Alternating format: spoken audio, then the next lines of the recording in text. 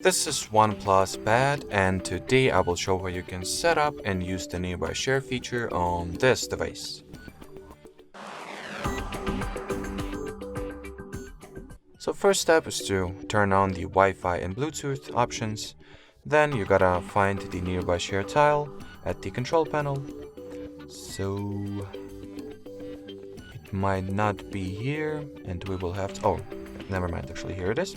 So touch and hold at its icon, then once the nearby share page launches, or opens rather, you will need to enable it by toggling this switch.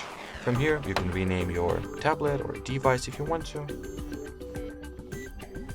You can also manage your device visibility like that, or perhaps change its the network type or the data type that will be used for the file transfer. Now once everything is set up, let me test it out real quick. So I've just took the screenshot and I'll just try sending it through the nearby share feature.